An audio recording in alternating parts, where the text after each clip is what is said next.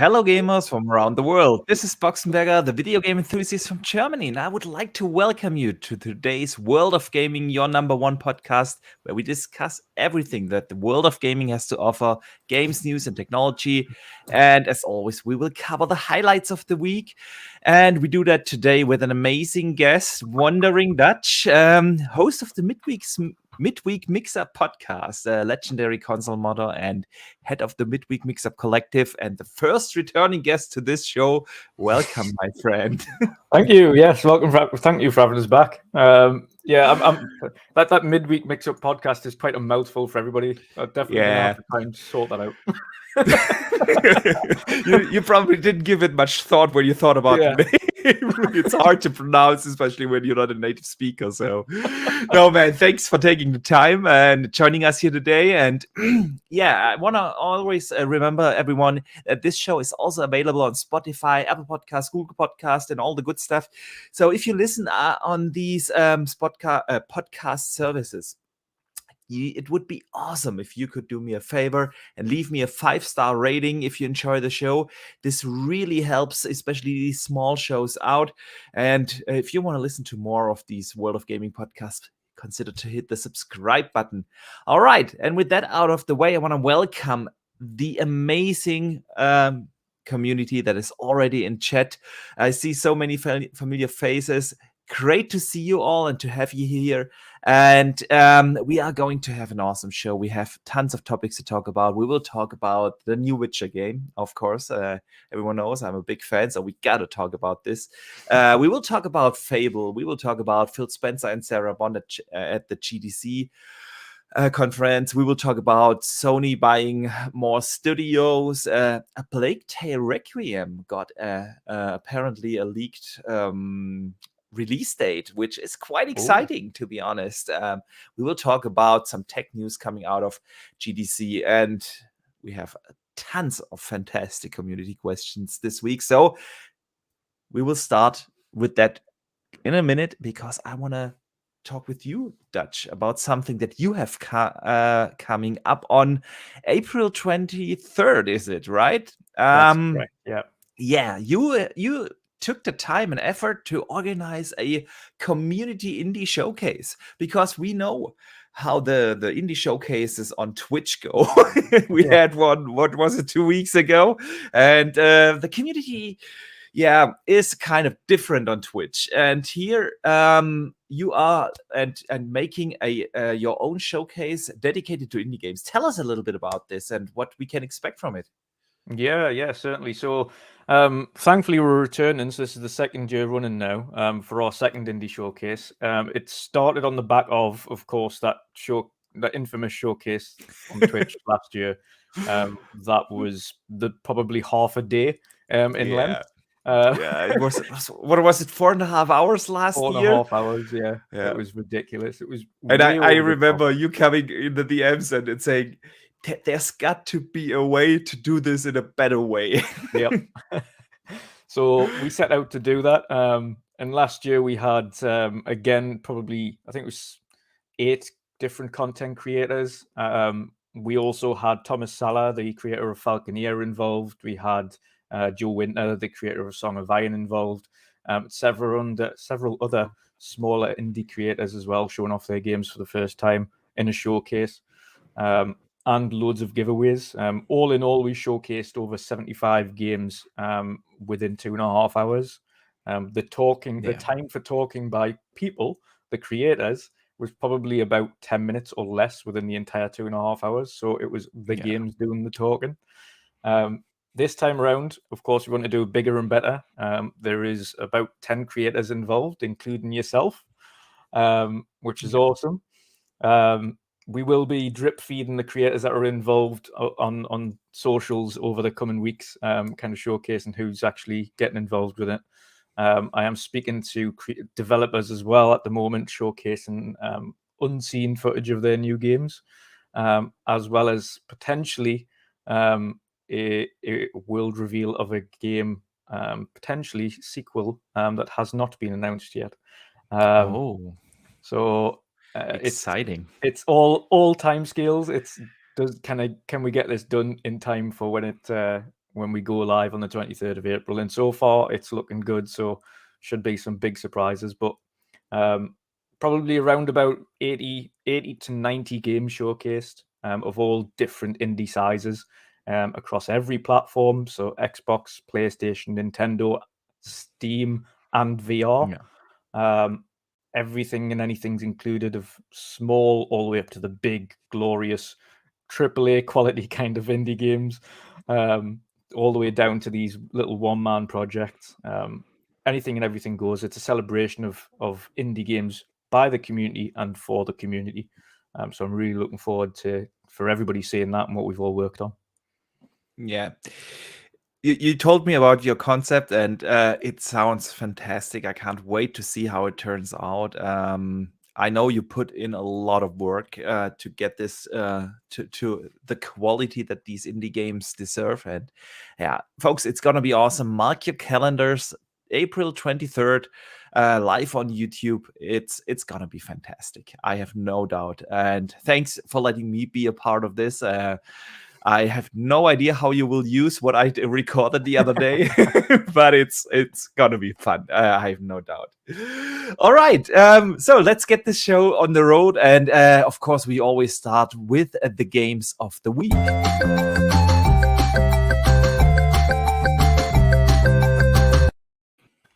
So, a bunch of games actually came out this week. We had smaller releases like Monster Energy Supercross came out on everything. Persona 5 Arena Ultimate came out on the PlayStation, Switch, and PC. We had the release of Shredders, and The Ascent came out on PlayStation. I highly recommend everyone to check that out. I really enjoyed that game. But the big releases are actually coming out tomorrow. We have tomorrow is an insane day for game releases. Yeah, we have Ghostwire Tokyo coming out tomorrow. We have Kirby and the Forgotten Land coming out tomorrow, and Tiny Tina's Wonderlands. So that brings up the question, Dutch. Are you gonna play any of these games, or what have you been playing? Yeah, so I have played Shredders a little bit. Obviously, we've played The Ascent, and we've had been able to play that for quite a while now, and it's awesome. And anybody with a PlayStation, please support this. It is a great game. Of course, it did have its issues at launch for Xbox, but of course, no doubt, they've had plenty of time to iron out those issues that we had in order to make sure you don't have the same issues over on PlayStation. Well, fingers crossed. Hello. With that in mind, yeah, Shredders has been awesome. Tiny Tina's Wonderland, not for me. I've got Borderlands 3. I've probably You're not a Borderlands fan? I was. I played 1, played through 2, loved them both. Didn't really get into 3. Haven't had the chance to really play through it. I've probably got about an hour or so into it, and not really. There was so much stuff out that I was more looking forward to that it's just backlog. So I haven't. It's not something I might play. Tiny Tina's, maybe if it's on sale in the future, but it's not something I'm going to jump on immediately. Shredders is awesome, but word of warning for anybody that has played it, you will notice, and hopefully they've ironed this out or will iron this out very shortly. But there was a few little bits of frame stutters and frame pacing issues and things in it as well. Loading some of the assets, because it has really great defamation of the snow and things in that game. But I think maybe for themselves, it maybe's trying to refine that and polish it a little bit more. But yeah, it's a little rough around the edges. It also crashed on me twice or 3 times now. But overall, there's a great game there. Something different. We haven't had such a game in a while, so definitely appreciate it. Yeah. Last time we had an actual snowboarding game was a AAA studio was Steep, and before that was obviously the SSX games. And that's a while. How long is that? 10 years, probably. At least, yeah. At least, yeah. Nice. So, have you been playing Elden Ring? Yes. You continue in Elden Ring, yes. So I'm level 100. I have 30 hours in it, but I am by no means Souls adept. So I am aimlessly wandering around. I still need to look up. I really need to look up where I need to go and what I need to do next.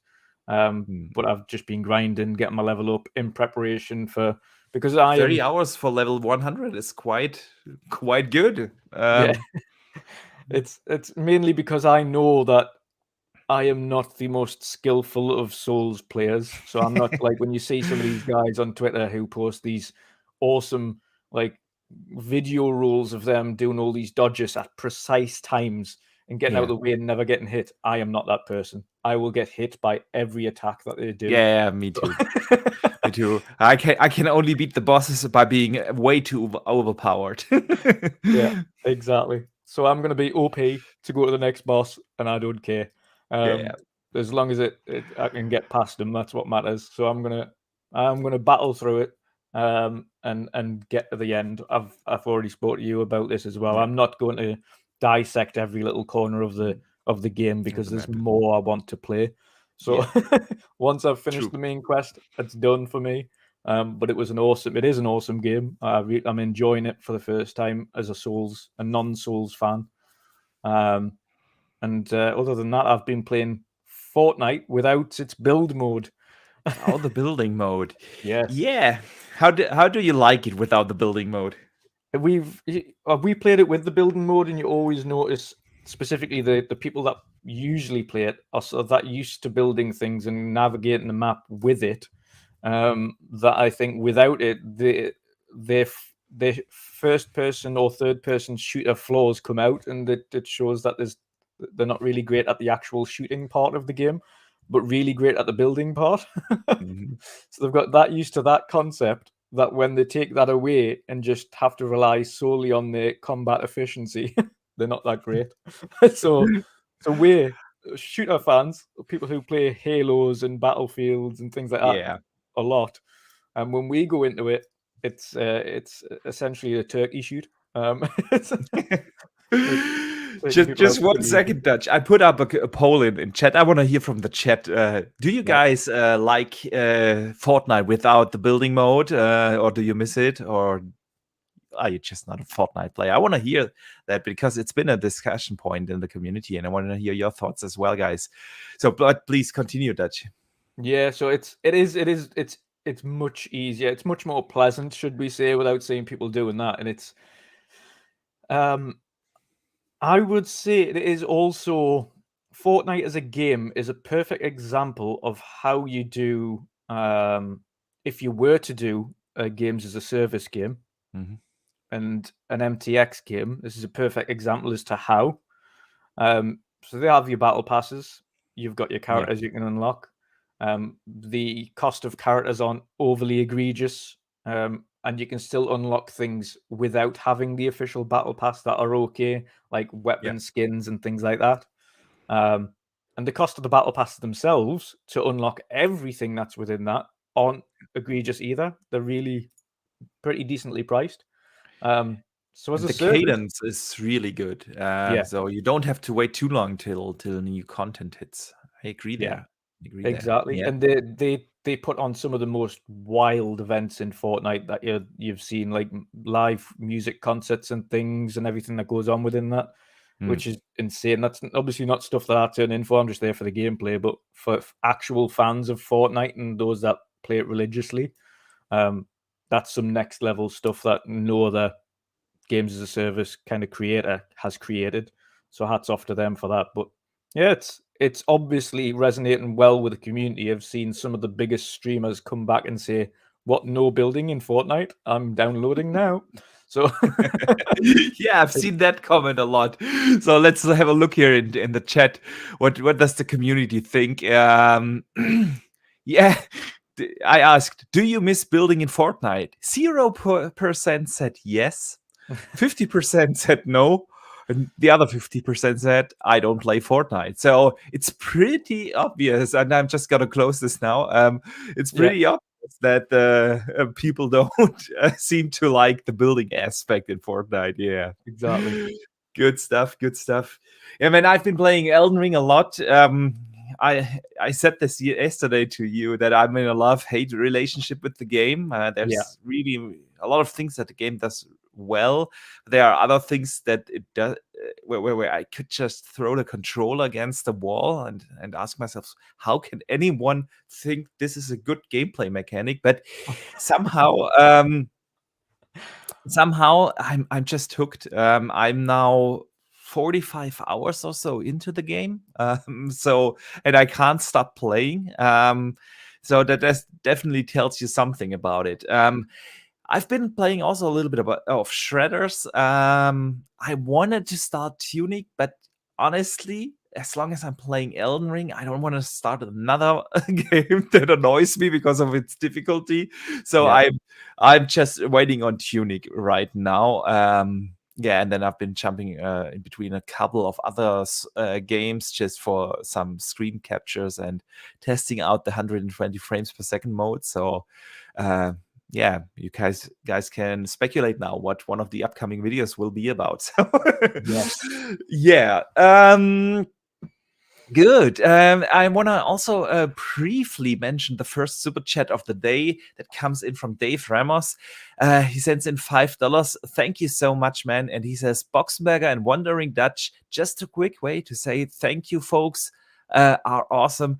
Lots of good topics today. No, you are awesome. The community here is awesome. Everyone who listens here and participates in the discussions is awesome. And that's why we do these shows, because the community is just amazing. And you are 100% right. We have a lot of topics today. And so with no further ado, I would get into the news.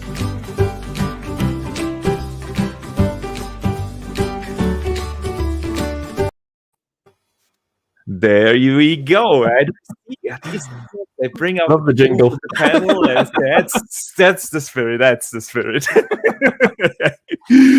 So, man, you guys can already see it on screen. The Witcher got some news, and I want to definitely start with that particular topic because I'm a huge fan. I think The Witcher 3 is one of the best, if not the best game ever made. I own it on basically everything. I have 4.5 full playthroughs, including all the DLC.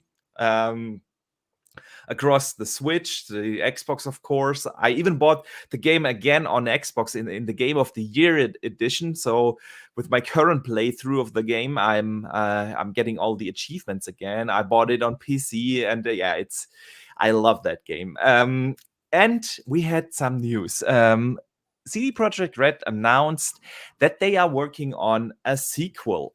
It's not a direct sequel. They said the game is gonna be a new saga.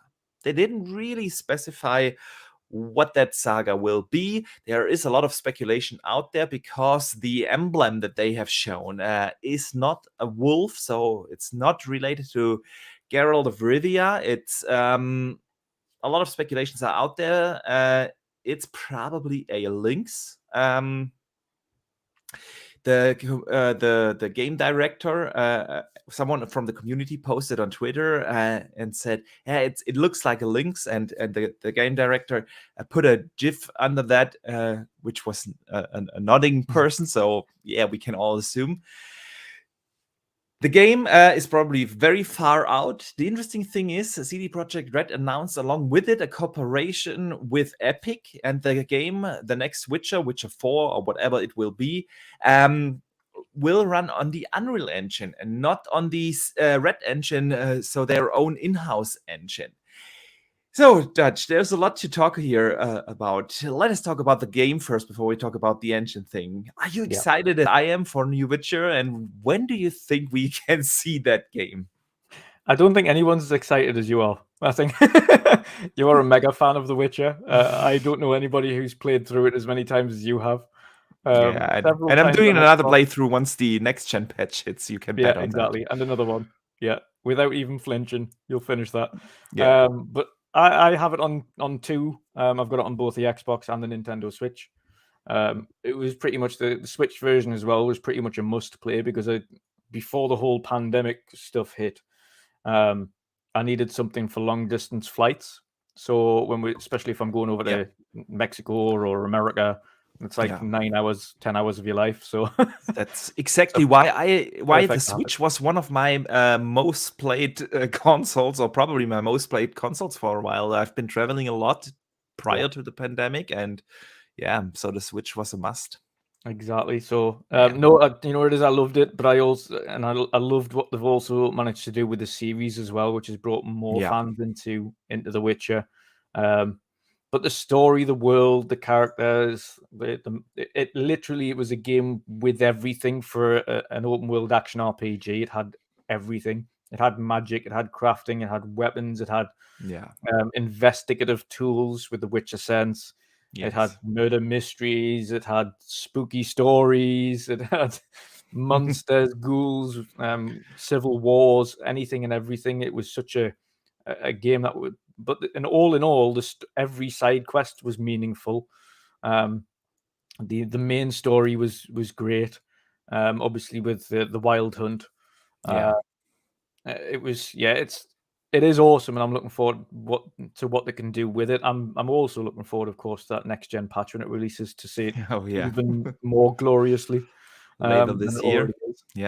But yeah, you know what it is. I'm really looking forward to what they can do on an engine with a little bit without slamming the Red Engine, because the Red Engine is obviously really, really good. But there's obviously a limit to what the Red Engine can do. I think what they've chosen here is essentially an engine that they can add to, and they obviously are with the announcement that it's a partnership, and enhance what they've been able to do and go beyond their own engine's limits.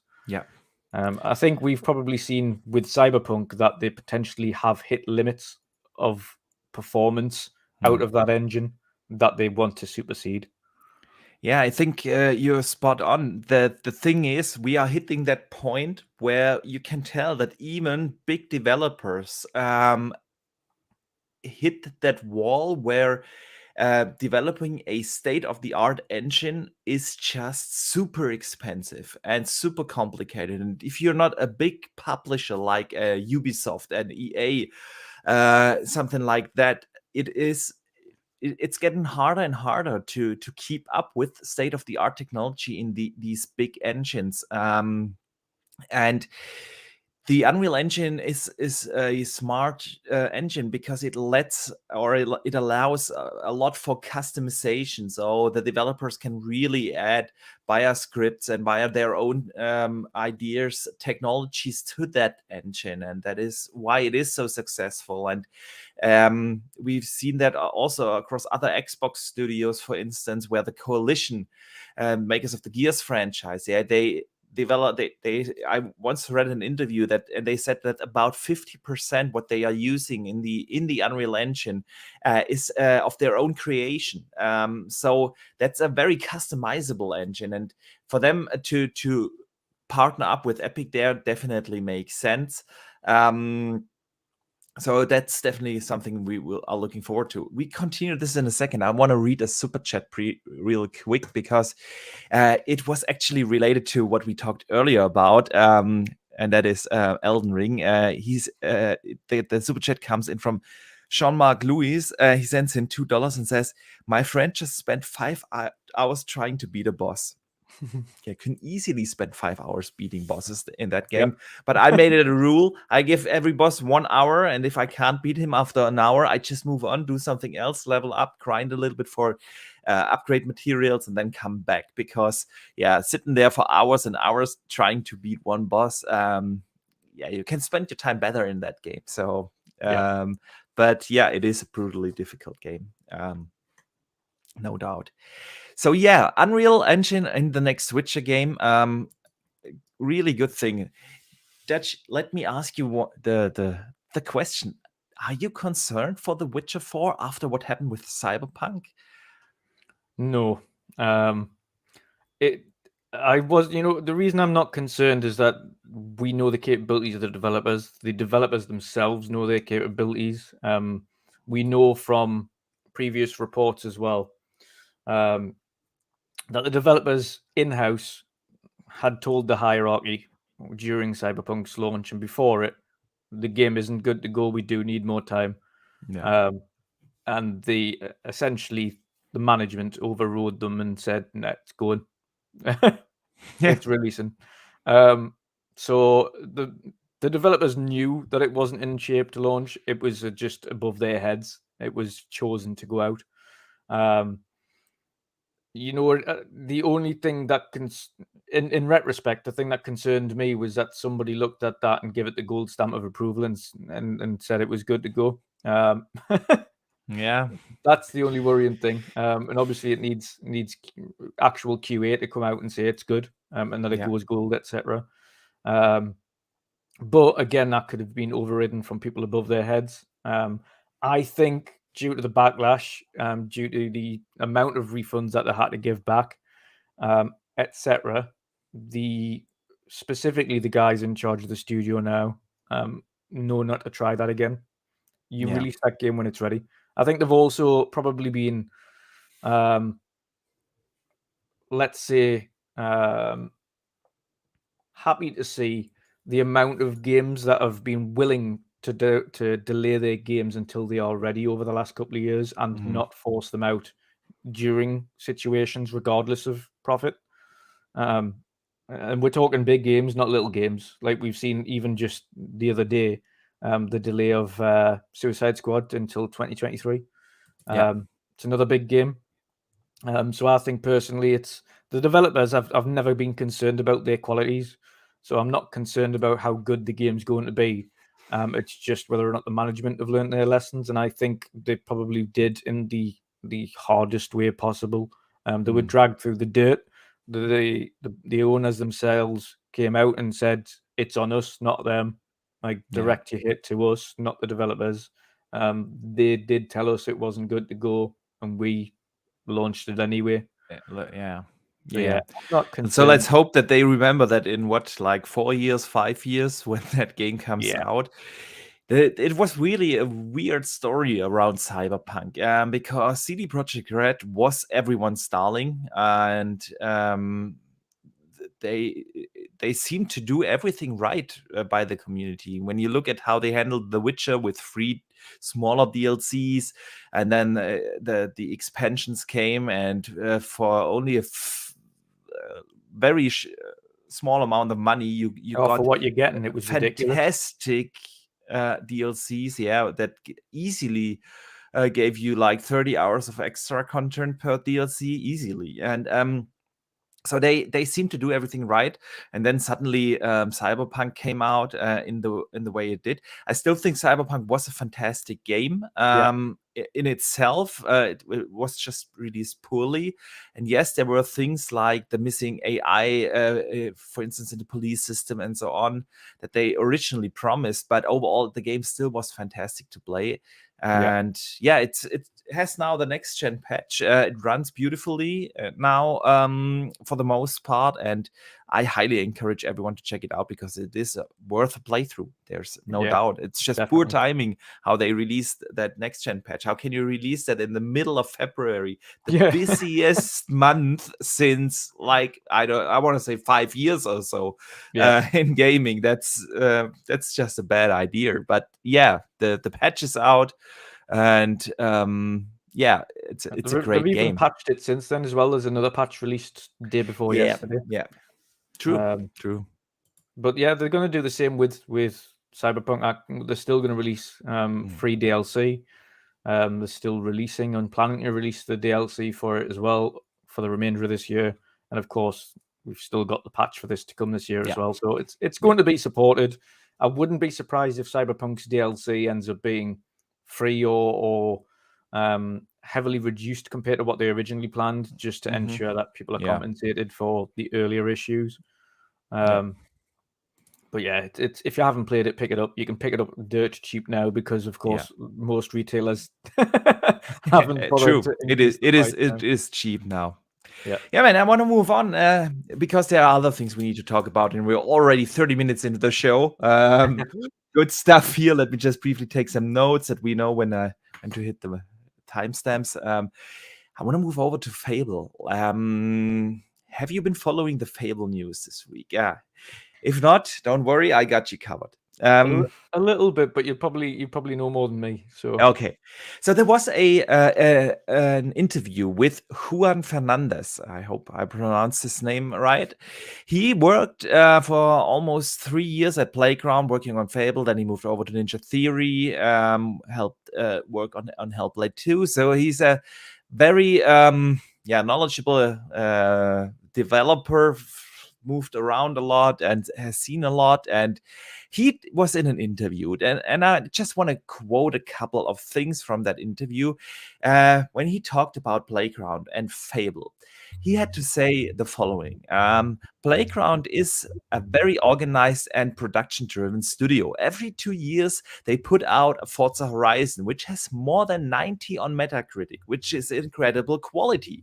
They have taken racing games and they've dominated them for the last few years. They are very smart and they know what they are doing. They wanted to branch out and do something different.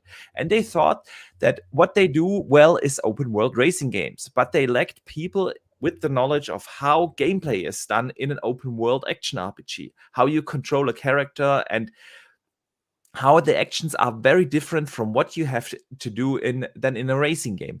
At the technology level, you have to develop animation, scripting, and a quest system. Moving in a car at 300 kilometers per hour has a very different requirement than walking through the countryside. Action RPG open worlds are incredibly complicated to do. They take a lot of time, a lot of people at Playground. They have the mentality of doing more with less. That if Assassin's Creed, for instance, is done by 5,000 people, they will have 150 or 200. It's good to be ambitious, but you also have to be realistic. And what I saw is that development was getting longer and longer. So that was quite a mouthful, but I wanted to give the entire paragraph because I hate it when people pick one phrase out of context in an interview. yeah. So I've seen the narrative already out there. There's a damn fly around me here, so bothering me. That's why I'm doing like this. Sorry. It's really expressive. It's a little fruit fly or something. I don't know. Okay, so yeah, I hate when people take stuff out of context in interviews. So that's why I wanted to read the entire thing. And yeah, I've seen the narrative out there. Is Fable in trouble? What is going on over there? Yeah, we know Fable is quite a while in development. I've been saying that in my videos for a long time. We have heard the first rumor of Fable being developed by a British studio in January 2017. So the game is now 5+ years in development. Of course, a lot of that was pre-production and concepts and stuff. Nevertheless, it's been a while. What do you think after hearing this statement? Is Fable too ambitious for Playground? Or why does it take so long? What are your thoughts? Let me hear them. Yeah, so I think the Fable news itself, I think the last comment can be construed as something, can be construed as a couple of different ways. It's either he's saying the development of Fable is overly ambitious in terms of its timescales, or he's saying development timescales in general are getting longer than they have been before. So their ambitious 5-year aim to get the game out is that it's ambitious, and that usually development cycles now are getting longer. That's the way I've construed it. He's saying development cycles are getting longer, and their ambition is to get this out in 5 years. It is very ambitious, but maybe they need to be realistic. Which is, it's just an honest way of saying things. He's just saying, you know, it is they're trying to get it done and within the timescale that they want it, but hopefully they're being realistic and not just overly ambitious. I think Yeah. it's not too. I don't think I completely trust Playground. I think they are absolute wizards in what they've done previously. Yes, it's going to be a change for them to go from cars to horses, for instance. It's going to be absolutely. a change from doing it's something different. cars to NPCs. But I think if you look at just the level of detail and the craftsmanship they've put into Horizon as a series, if they just taking the onus, or should we say the focus, away from cars and putting that same level of focus and love and care and attention into other things like NPCs and like animals and things like that, then we're not going to have an issue, because it's, at the end of the day, it's the quality of the developer, not the quality of anything else. And the quality of their outputs, the level of performance as well that they've managed to get from their engines, as well as the games that they have created. I mean, it's 4K locked 60 on pretty much everything. And it runs like a dream. It scales really well, and this is including on PC and on consoles and on previous gen. Like, they've got the performance style down essentially perfectly. It's one of the only games to have a locked 4K 60 on any of the next gen, and not kind of compromise on anything. So it's awesome. And to be honest, it's one of them studios I can sit back on and say, and literally say, I trust them with the development, because of the quality that they've produced. So based on their back catalog, I trust them with the development. And if they need more time, then I trust their logic and I trust their reasoning for it. They're not a studio that you would doubt coming out with something quality. Of course, like I say, the ratings for their previous projects has pretty much shown that. What about yourself? Before I give my spiel, really quick, I put a poll again into the chat. Guys, this is a podcast from and with the community, so I want to hear your thoughts. Are you concerned for Fable? Do you think it's totally fine? Just do the little click in the poll so that we get an idea of where the community stands here. I'm not worried at all. Let me be honest. I'm glad that they take the time that is required to do such a game. An action RPG open world can take years for experienced developers in that genre. And they had to build a complete new team. They had to onboard all kinds of developers, because he's spot on, definitely. You have to do a lot of different things in an action RPG than in a racing game. Character animations, facial expressions. You have a lot of other kinds of physics going on. You have different lighting systems. You have all these things, quest systems, storylines. They have never written a story. We don't know how good is Playground at writing a story. And they have to figure all these things out. So that takes time, and it takes a while to get a new team set up. So I'm happy that they don't rush it. So all of that sounds absolutely normal to me, and I'm glad that they are given the time, because we know one thing about Playground: they always aim for perfection. They have said that multiple times in different kind of ways during interviews over the last years, that they want to be one of the top level studios in the entire gaming industry. That's what they are aiming for. So they kind of have to fulfill that ambition. They kind of have to take the time, and Microsoft is giving them the time, and that's all a good thing. And the other thing is, you mentioned the engine thing, and that is also quite an interesting one. We now know that the game will or is being developed in the Forza engine, a racing game engine. And before that was confirmed, I had a couple of DMs with you were included in one discussion with an actual developer, not working on Fable or Forza, not related to them, but he was a game developer. And I had a similar discussion with two others in the industry.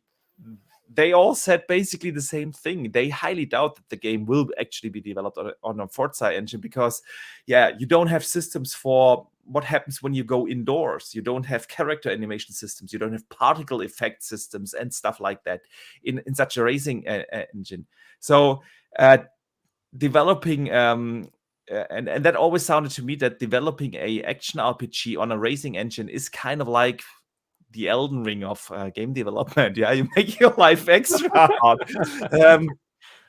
But what it tells me is that this engine's a lot more flexible than we're led to believe.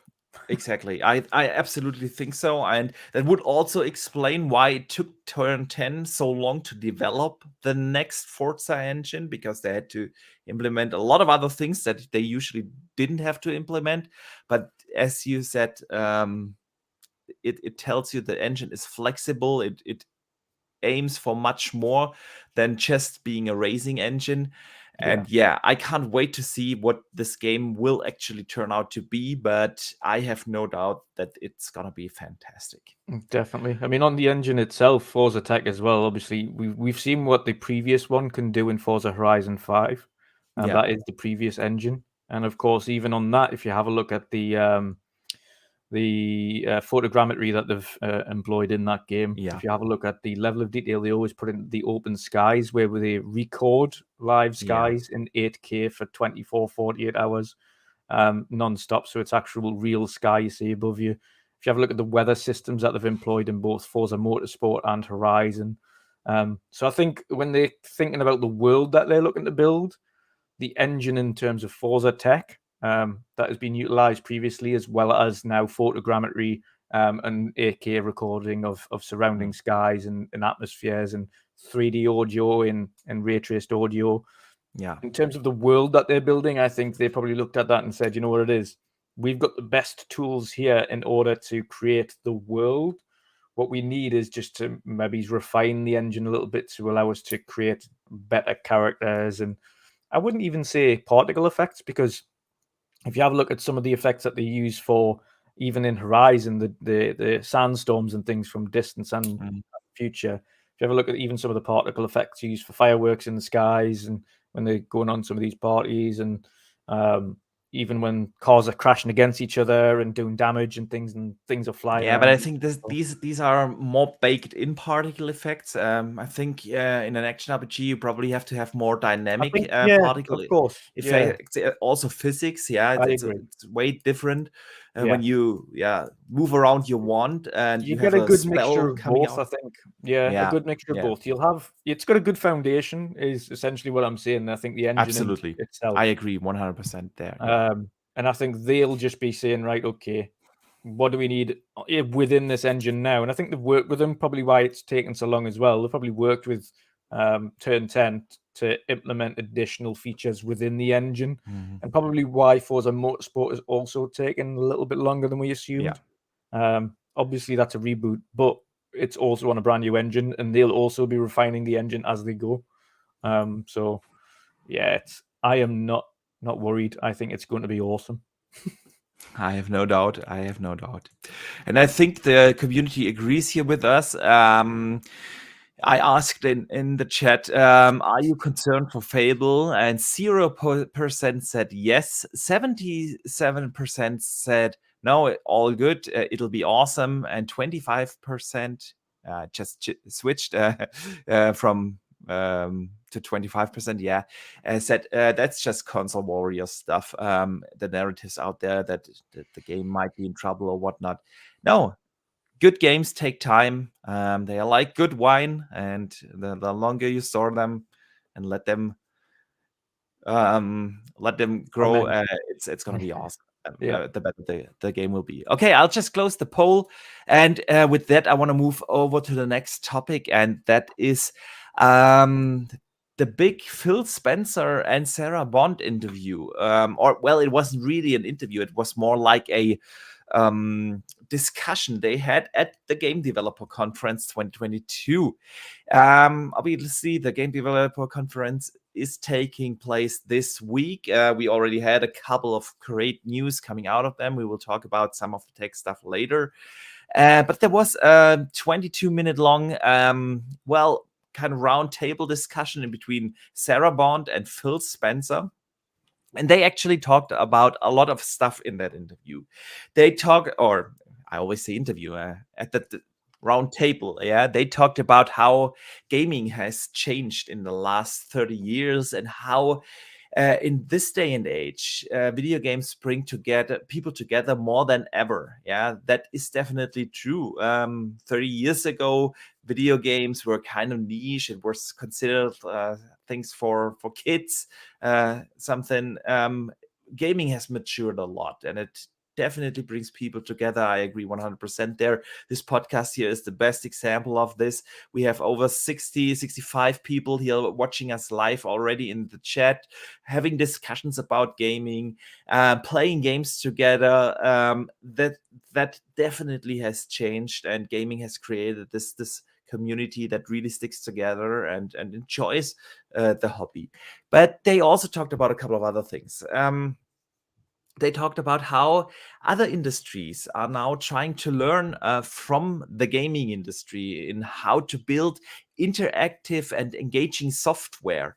Phil Spencer, for instance, mentioned the example of Starbucks and their app that kind of gamifies the whole coupon system. Yeah. Stuff like that. They discussed also the difficulty of hiring actual talent for the industry, because in this day and age, software developers are rare on the market. And they also talked about a lot about the challenges from hybrid working, that working at home is here to stay, and how the cloud can actually help develop games there. And that's a topic I want to also discuss with you, Dutch, is they talked about monetization models for games, and that there are definitely many different ways to monetize a game. Obviously, there's retail and digital sales. There's now the subscription models. There's free to play. There are all kinds of different monetization models. And Phil was very clear that for Microsoft, it's not just going into one direction. For instance, going into Game Pass subscription. That's not the only way they see. They think that it will remain a multitude of different monetization models, from free to play with microtransactions, or subscription models and classic retail sales. That's all here to stay, and it's all about the diversity. And along with that, Sarah Bond made a interesting comment, because she said something like, well, everyone has announced their subscriptions model. We have announced the Game Pass. Sony has announced their subscription models, and so the discussions already popped up out there. This is a lot. Let's unwrap this a little bit. Let's talk about Game Pass and subscription models first. You think they are healthy for the industry? What's your thoughts on this? And do you think we will see subscription models like Game Pass from Nintendo, Sony, and other companies like Steam or Epic? What do you think? Nintendo is a wild card. I have absolutely no idea what they're going to do. Yeah, true. They Sony seem to live in their own sphere. Yeah. Completely in their own bubble. They are attempting to do it, because for the first time ever, Nintendo have got an actual online subscription service now, Nintendo Online. That is nowhere near as costly as any other subscription service, but then it doesn't have as much in as every other subscription service either. Of course, you get little emulators and things of previous. So obviously, back compat is essentially chargeable. But they do provide emulators and a whole host of games with those emulators as part of the Nintendo Online. But they don't, other than that, we know their online is lacking. You need a mobile app in order to do party chat, which is ridiculous. I mean, and they've only just put the ability to put games into folders on the Switch this far into its life cycle. Yeah, I actually have that in my backup topic list. Yeah, so I always have a backup topic list where, in case the show goes to a little bit too fast and we don't run out of topics. Not gonna happen this week though, and I have it in there. Yeah, I was gonna say, and we know that the OLED model actually had a LAN cable port in the base. Yeah. Woohoo. We are in the year 2001 to 2.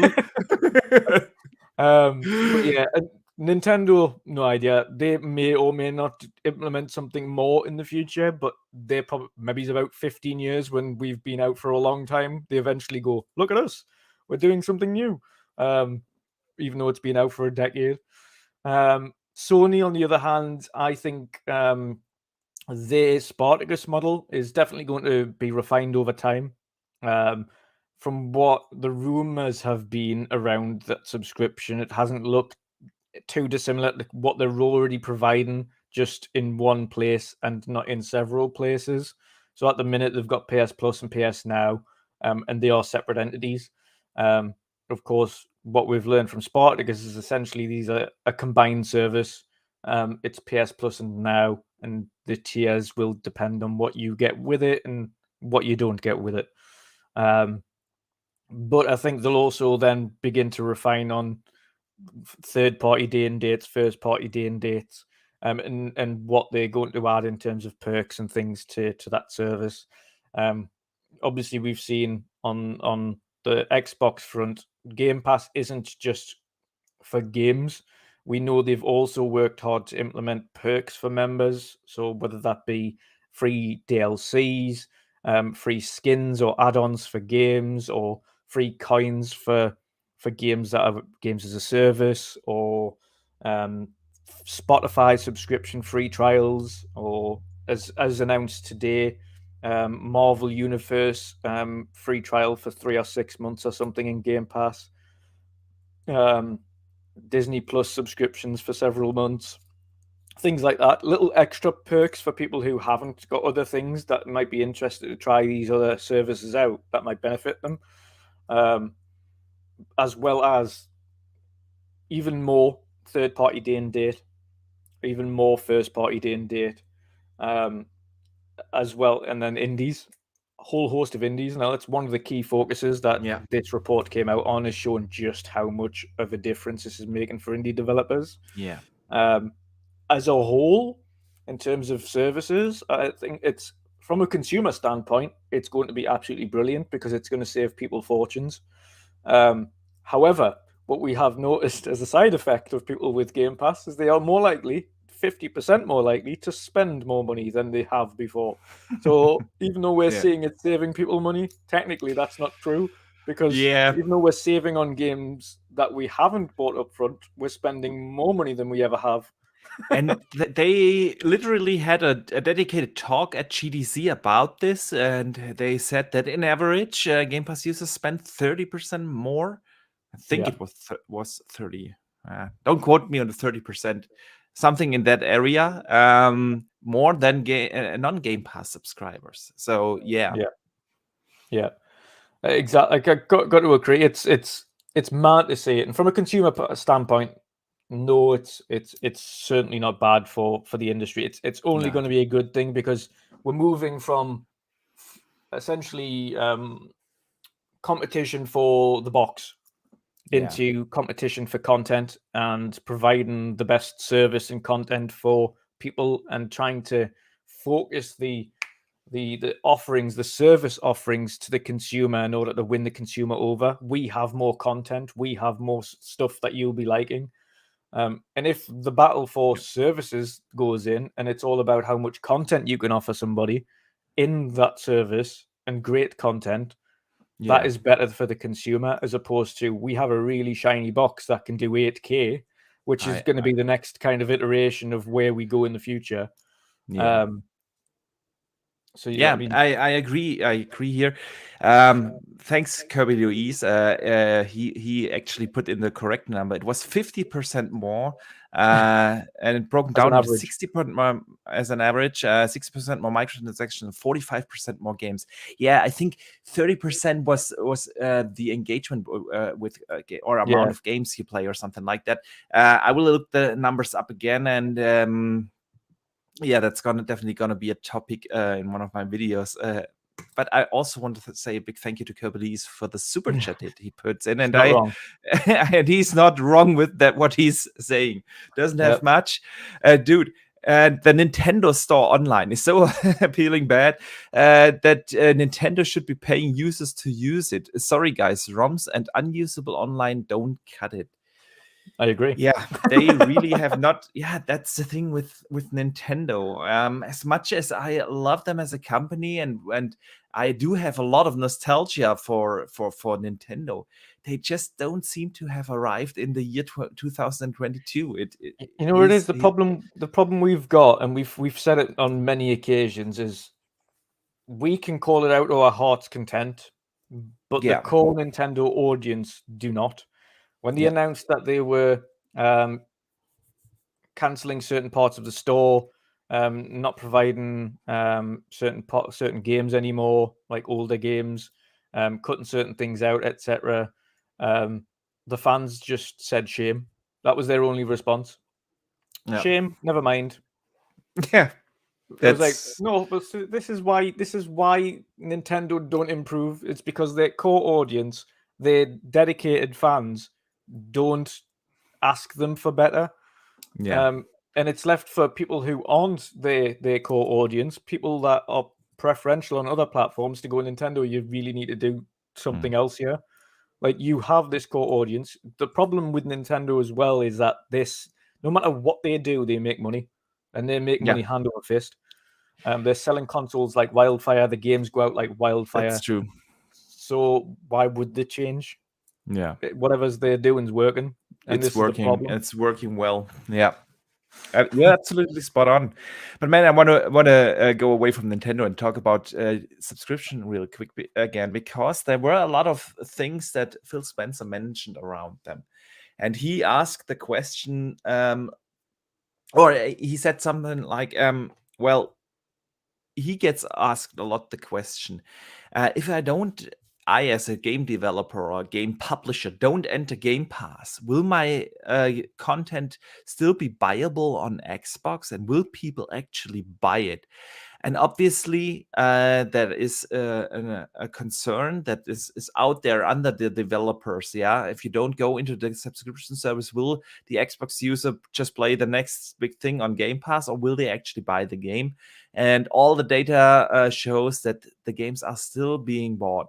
And that's why Sarah once said, it's not about where the people buy the games. It's about the time they spend with the games and the engagement with the games. And this brings up another concern in the community. And that's a question I want to ask you. If we move towards a focus on engagement of a game, you think we will see an even bigger increase of microtransactions or NFTs in the future in games?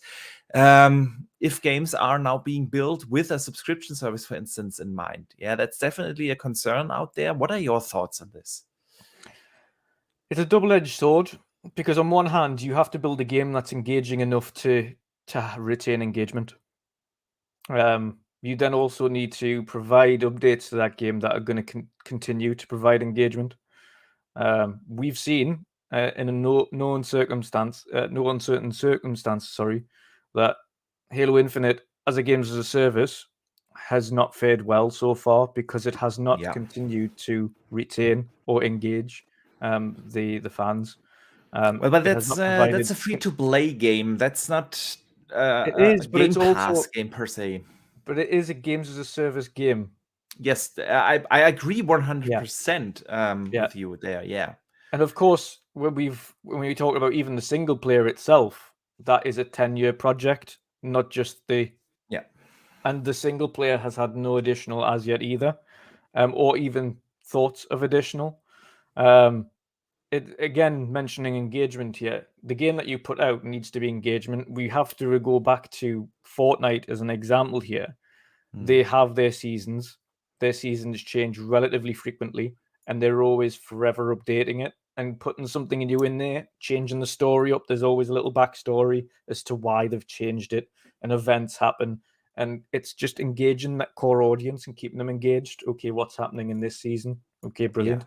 Sea of Thieves, another perfect example. Started off rocky, but the engagement they've had with their fans over the term now has seen it with an extremely dedicated audience over the foreseeable. And now we're seeing, and it still has an active user base of around about 16, 17 million every month.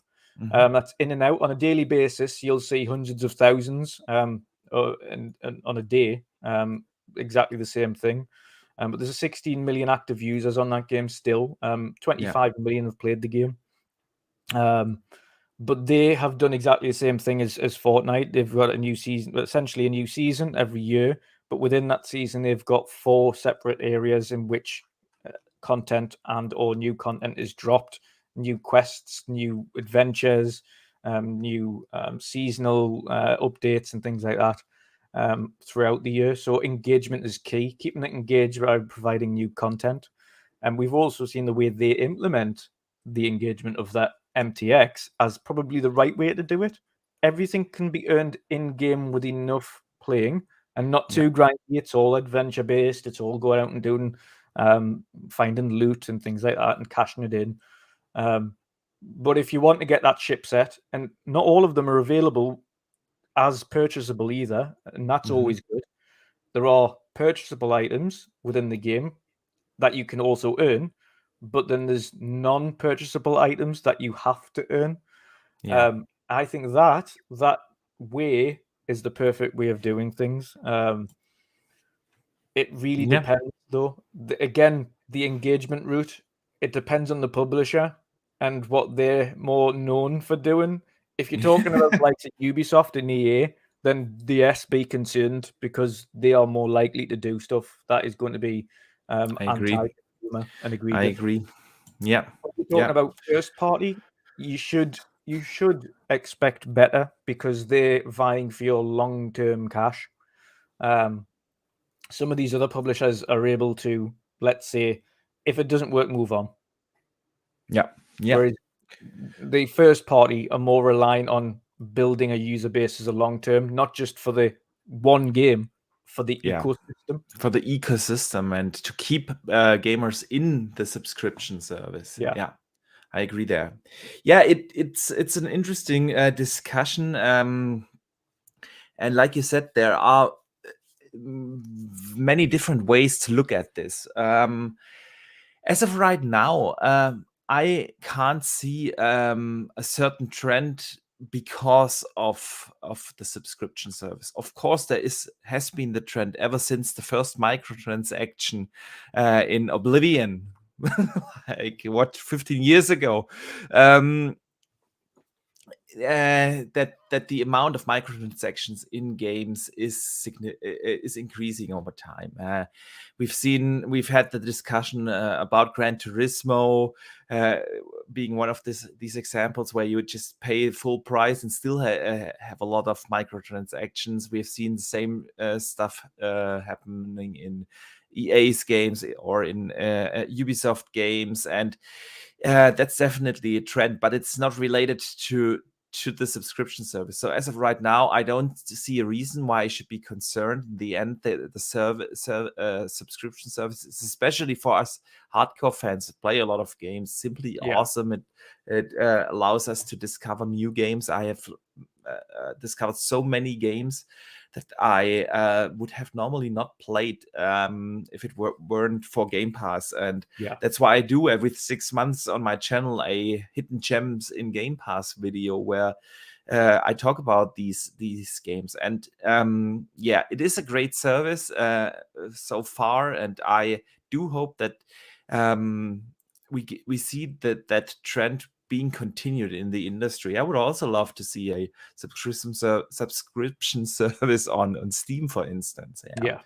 We shall see where this will go. One thing I'll add to that quickly. I think it's as long as it stays on more the cosmetic side of things.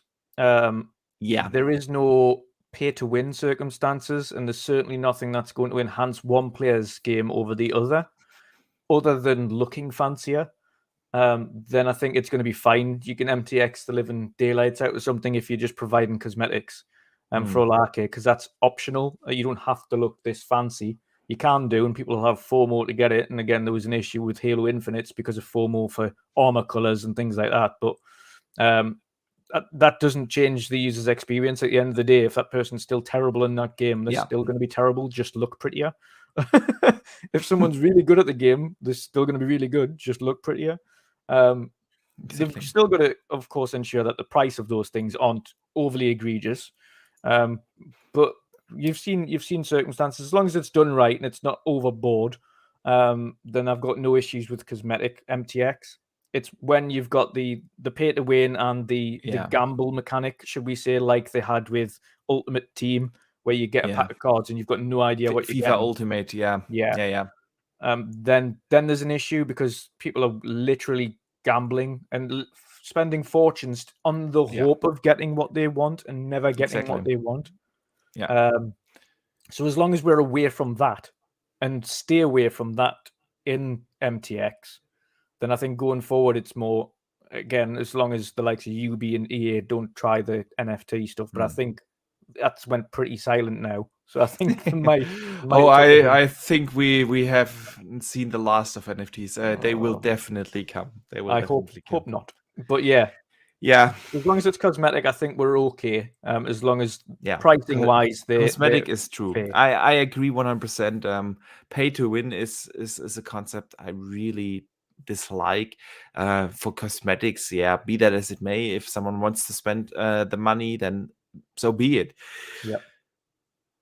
Great discussion, but we have so many other things we should and want to talk about. And one thing is the new Sony acquisition this week. I bet you have seen it on the news. Sony has acquired the studio Haven. That studio was founded about 1.5 years ago from Jade Raymond. She previously worked on the Assassin's Creed games, and she was employed by Google Stadia, and we all know that they shut down their first-party studios, and that's when she went out and set up their own studios. And about a year ago, they have announced a cooperation with Sony, and that their first game that they are working on is going to be exclusive, and now Sony has acquired them.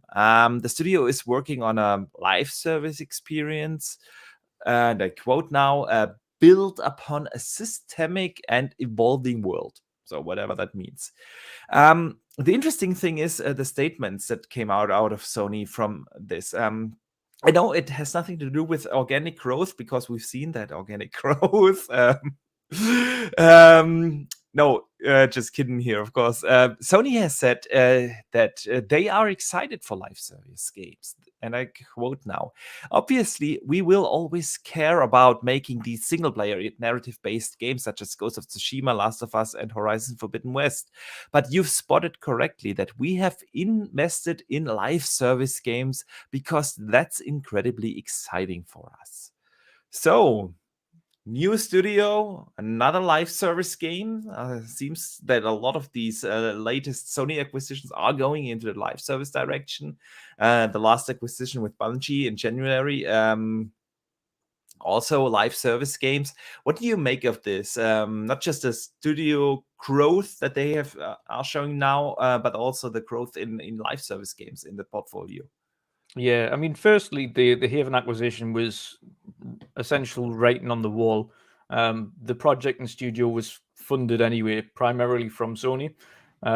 It was a first-party game, a third-party game that was published exclusively for Sony. So it was a third-party exclusive. So they funded that project anyway, that multiplayer project. We've known about that for a while. So it makes sense now that they're saying, well, we're already investing in these games.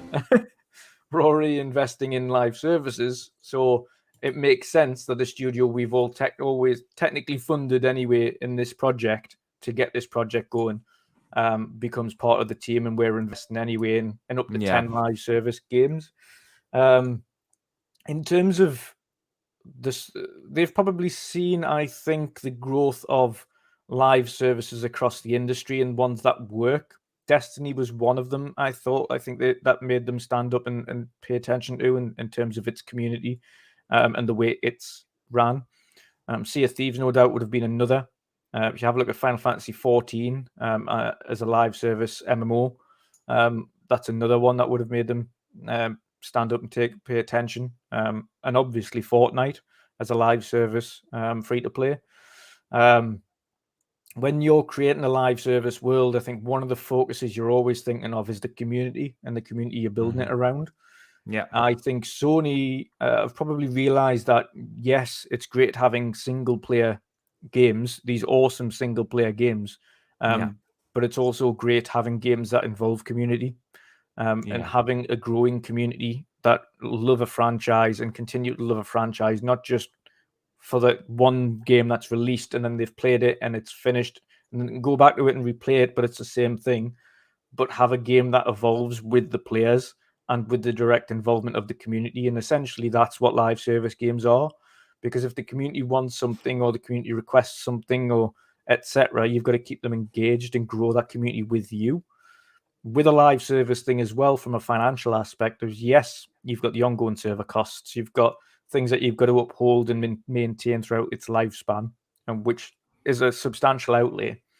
But you also then, from a separate financial aspect, get a lot of income, because a lot of these people are continuing to invest within your game and your ecosystem and your community, that particular community, throughout the lifespan of that game, as long as they love it.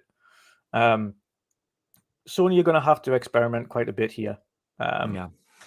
In terms of not all of these 10 projects are going to work out. There's going to be a few that hit and a few that don't. We've seen Xbox do exactly the same thing. They've had several games that they've tried and it's not quite hit. One of them was that arena game that they tried to bring out. That didn't go anywhere. It's unfortunate, but hey, we tried and it didn't work out, so let's move on. Then you have Grounded as another thing. 12 developers or something like that. And look how well that's growing now. Then again, you've got Sea of Thieves, you've got Forza State of Decay, which is a live also a super small team and live service games. And like I mentioned, Final Fantasy 14, which I don't think even the team there expected Final Fantasy 14 to really skyrocket as well as it has, and it is now the biggest MMO, I think, pretty much on console and on PC. At least the most sustained one, anyway, in terms of its fan base. And rightfully so. I've heard only great things about that game and its story and the way they build the worlds and the expansions and everything to do with that game. So I think they've probably taken notice. They've looked at where the industry's going. They've looked at the rise and the fall of certain live service games and probably weighed the good with the bad and said, we need to make investments into live service games, because as much as we've seen some ones that haven't performed, there's been twice as many that have and continue to. And the ones that continue to have a dedicated and hardcore audience that stay with them.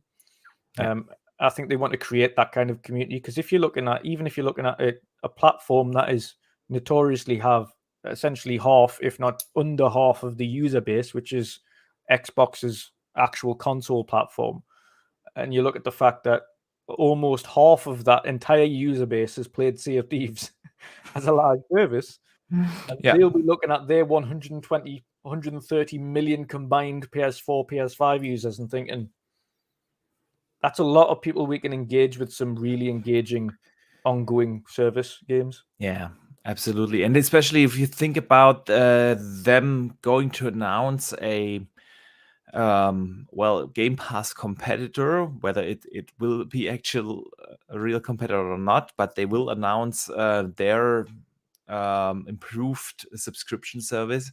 For those kind of services, these games are really essential to have that engagement in there. I agree 100%. I find it very interesting, not just from the live service perspective, but also about them really going out and buying a lot of studios lately. They have acquired a lot of studios in 2021. This year already Bungie and now Haven. So Sony is really seeing what Microsoft is doing. And I think this is always a healthy thing to see in the industry. That the competition takes notice. What is the other company doing?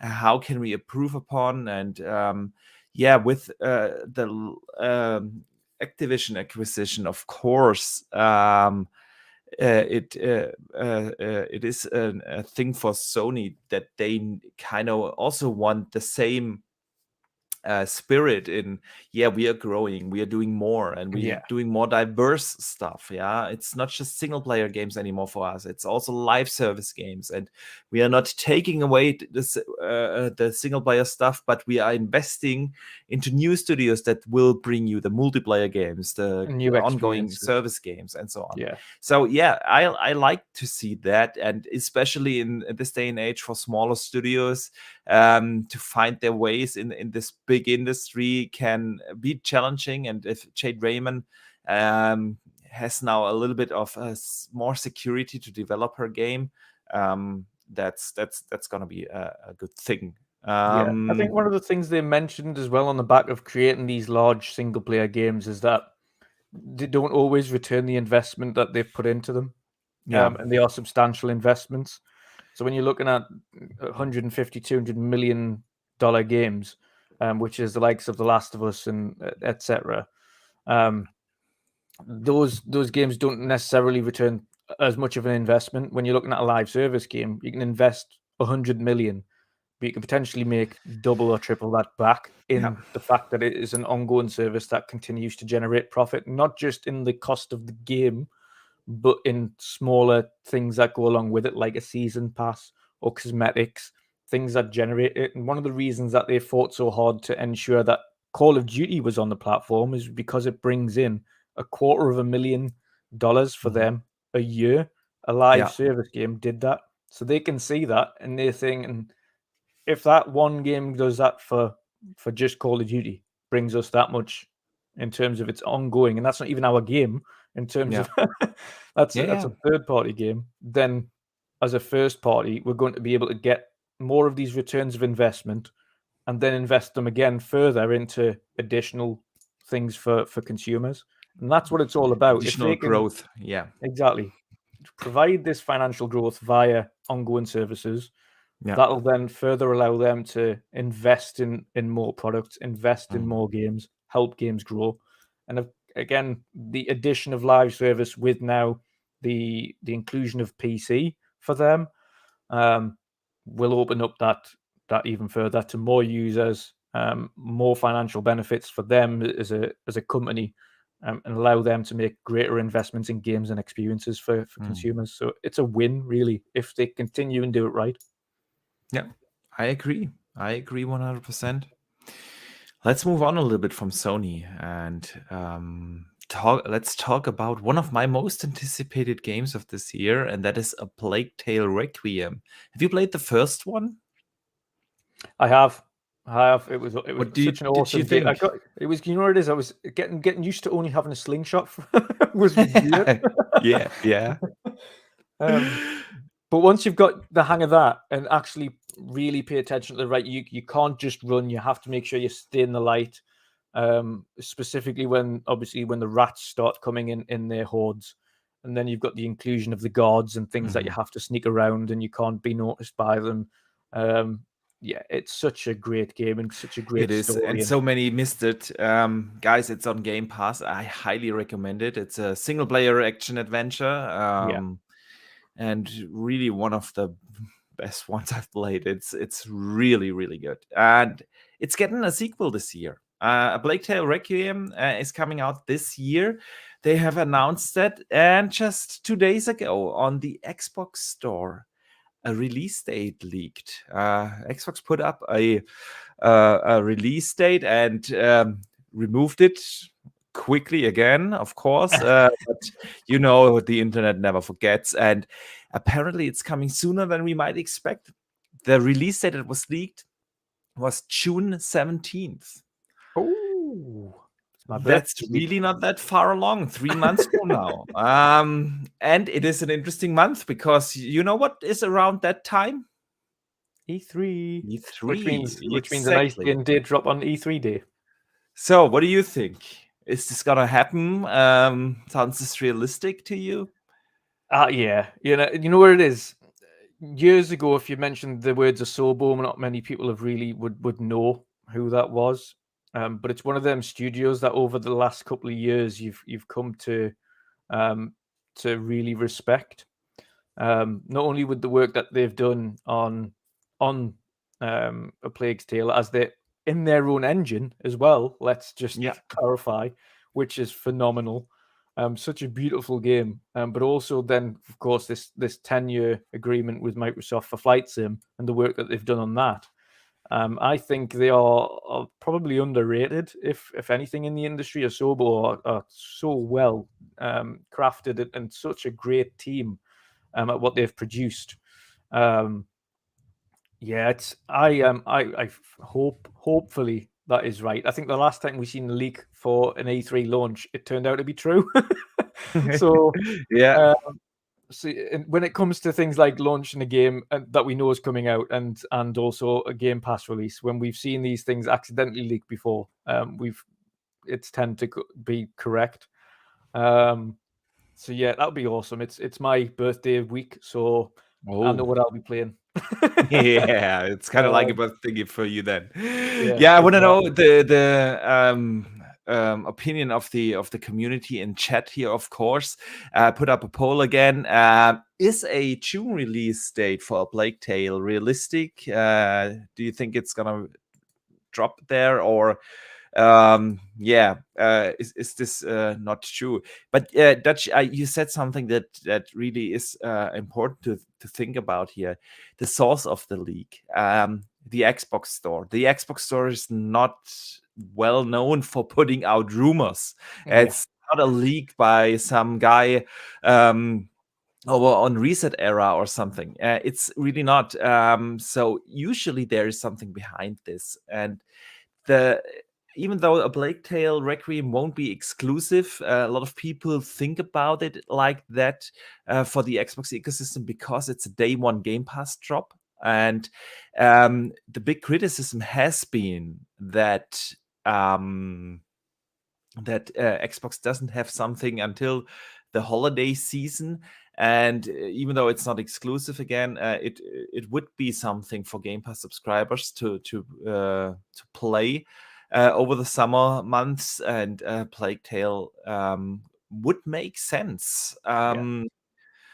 So yeah, I don't think it's that unrealistic here. And let's have a look here in the chat. And yeah, 92% say absolutely it's realistic, and 0% say no, and 8% agree with me that I don't like pineapple on pizza. So very good stuff here. I just leave that poll up for another minute or so.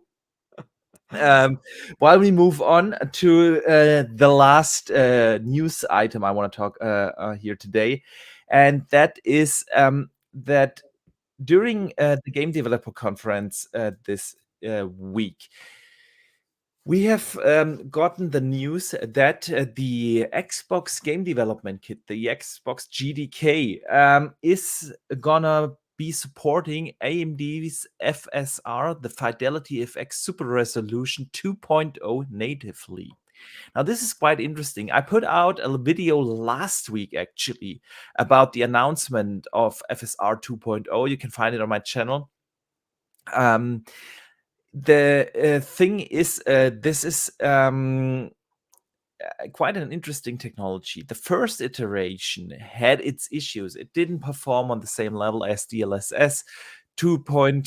What are we now? 4, 3 right now. It just didn't. And a lot of the games that supported FSR were on PC. There were really only a handful of console games like the Myst remake or Riftbreaker, games like that supported FSR on consoles. But the bigger support definitely was on PC. Now, FSR wasn't that easy to implement because it was not natively supported by the development kits, and this is going to change now with FSR 2.0. It's one of the big news that came out of the Game Developer Conference. What are your thoughts? Are you excited for this? Do you think this is a good thing? Let us hear it. Yes, yeah, 100%. Obviously, we know the major differences to start off with, for those who don't know the difference between DLSS and FSR, is DLSS is a hardware-based solution. FSR AMD's variant is a software-based solution. So it's not really ever going to, unless AMD create a hardware-based solution for this, it's not going to ever match up to the same level as I DLSS. agree. However, NVIDIA just has these tensor cores on their cards. And with that, they can leverage machine learning, hardware accelerated machine learning. Let me put it this way. It's not that AMD does not have these tensor cores. They still have the FP16 capabilities on there, so they can do machine learning in general. But AMD opted in with that technology for a solution that is not based on machine learning. To make the technology available to more devices. Yeah, definitely. But please continue. Yeah. So it won't have the same level of should we say performance as the DLSS solution, the hardware based solution. However, it is still a big benefit to those creating games for consoles and getting more performance out of these games than they would be previously. What we're talking about is not focusing on larger native resolutions, so not putting the onus on trying to get that 4K resolution and potentially just keeping it down as a 2K solution, and then using FSR to have essentially that 4K image presented on screen without too much loss of quality. So it looks as native as it can be to 4K without being 4K, and still have a very, very sharp image, retaining a lot of the detail that you would otherwise lose if you're doing solutions such as checkerboard rendering or generic upscaling. It is essentially going to just provide more overheads again for the developers. So even if games, I would imagine this is going to be great news for developers that have got games that are potentially still another 2 years out, even maybe a year out. They might be able to get this implemented now as well. For those that are a couple of years out, I think anything that's within maybe 6 months, 7 months, 8 months out, I think it's a bit too late for them to really think about starting to implement it and refining it and polishing it and making sure it works all right and the solution's great. But I think anybody probably next year after, you've probably still got enough time to get this implemented and say, do we want to continue with a native solution for this, or do we want to use FSR and see what performance gains we can get from that? Of course, performance gains means that they don't have to worry about the overall output resolution, and they can reuse some of that overhead in actual performance gains. So whether that be actual performance gains in frames and frame pacing and things like that, or whether they use it to add further detail to their game because obviously they don't have the native overheads or the native resolution overheads, be able to implement a little bit more detail into their worlds because the overheads are there to do so. So higher quality, higher resolution textures and larger worlds, maybe implement different mechanics that they might not have had the overheads to do so previously. Really, it's freeing up overheads, is what the likes of FSR and DLSS do, to allow the developers a little bit more room to maneuver. So it's a positive thing for them. For us, it's just a case of seeing what games implement it going forward. How soon it's going to get implemented and by who, and then seeing. The only thing is, I don't think we'll really truly know what the difference would be versus a native solution unless the developer tells us afterwards what the difference was. Or what it could look like. If they let us turn the thing on. I mean, on PC you can always check how much of a benefit you get. Or not. Yes, because you can activate, deactivate these kind of things. It's something I have been asking console game developers for a long time. Give us more options on consoles. Usually now we have 1, 2, 3 modes, like performance mode and quality mode. Sometimes we have a third mode, like a ray tracing mode or whatever. But really, give us a little bit more options on consoles. All these PCs are on all these games are already on PC, so it shouldn't be that hard to have these checkboxes also on consoles. And if I agree for having the option to use DLSS or FSR or not within the game. It depends on whether or not the developer wants to give a native option. Okay, we've got a native 4K at 30, you're restricted, or we've got 4K with FSR upscaled. However, you're running at a locked 60 or whatever it is. Exactly. And there are also different ways on how to leverage these upscaling technologies, whether you want even more performance and reduce the quality a bit. I put up a comparison video on my channel, like I said, last week. If someone is interested in that, definitely check that out.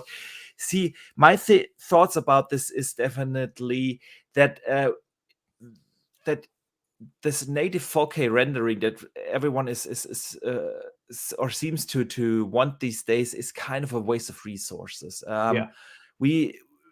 There are enough good technologies out there. DLSS is probably the most prominent one, but also Intel is working on their XeSS solution, which is also very promising. We have now FSR.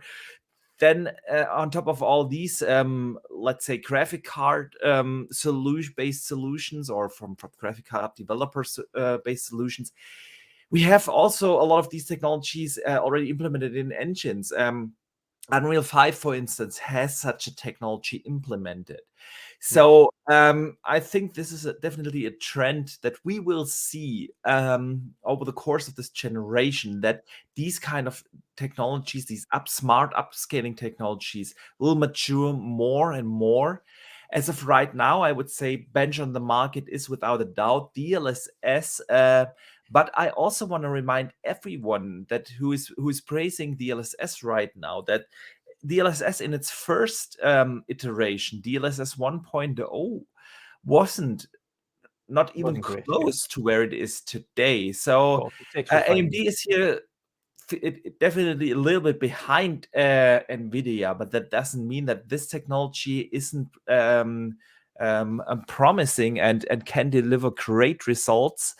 And the exciting thing for me was definitely to hear that it is now natively supported by the GDK. We had last week the announcement that FSR is on PC implemented on a driver level.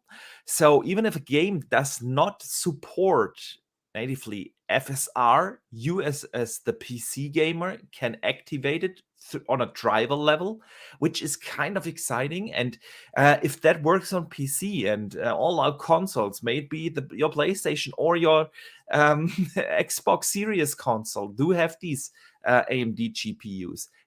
I don't see a reason why this shouldn't be also possible on consoles. So seeing this now being implemented in the GTK really gives me hope that we will get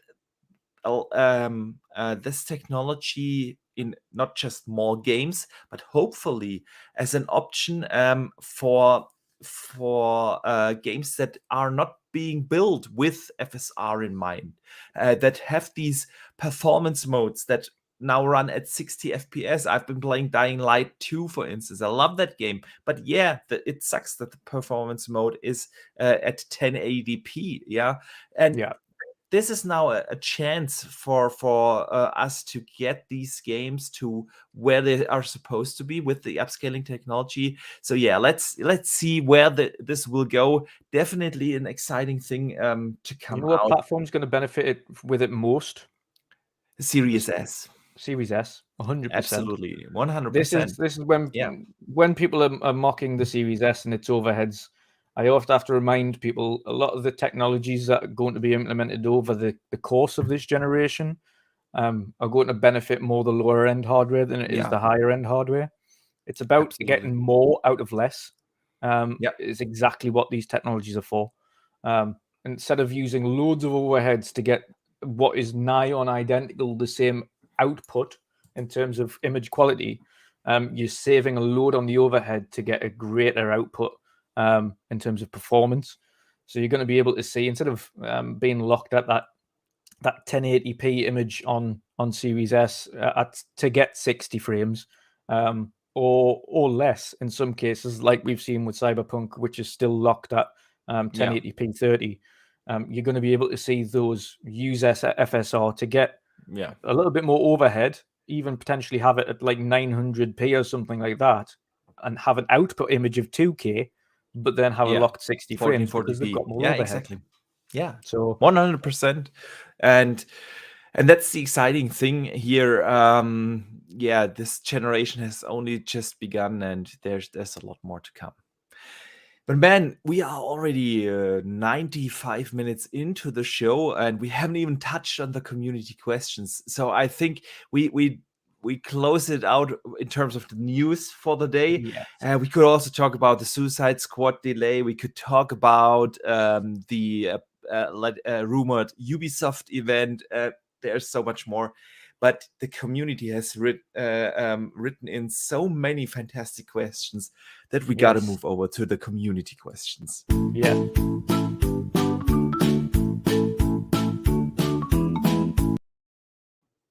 All right, I see you're in a great mood, and that is fantastic because, like I said, we have some fantastic community questions. Let me just briefly take a note that we started at minutes 96 with that.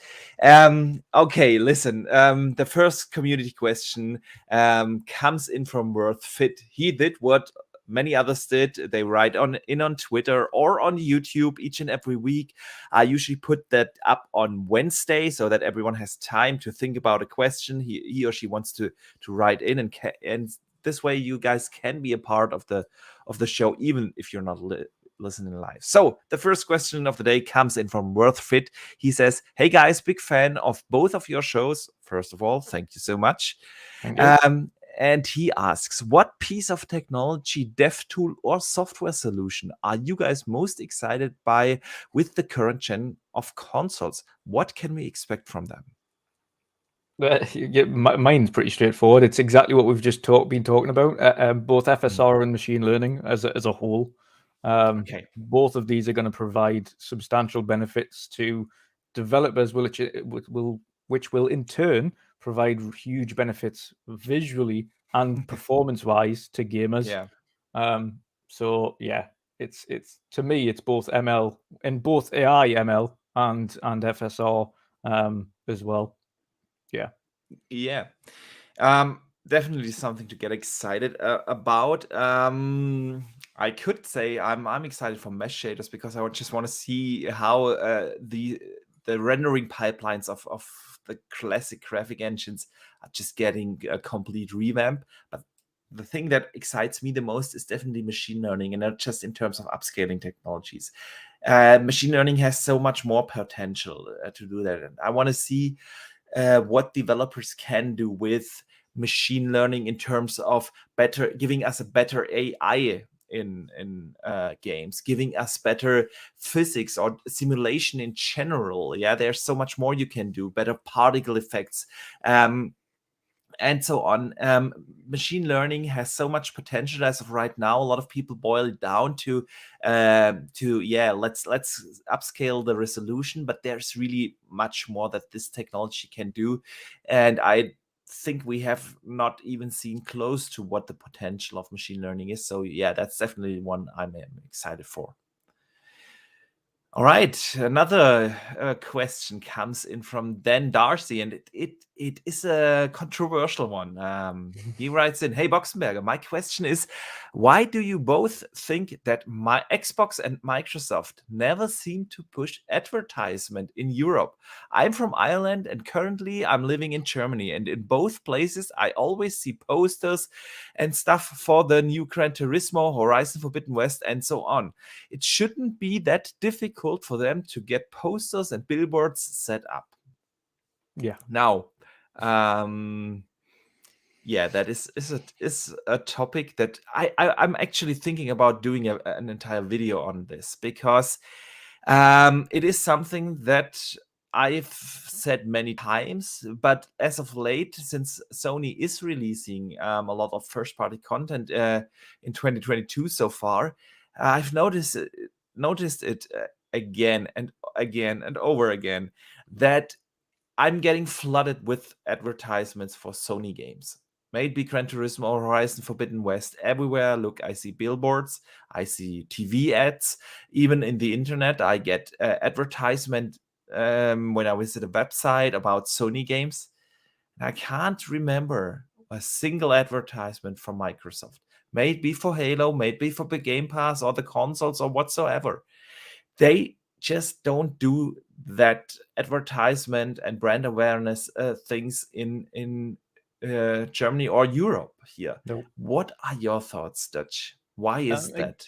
Exactly the same. Yeah, it's they really do need to step it up. The reason this is all about user engagement as well, and getting more people engaged within the ecosystem and getting more people involved with Xbox.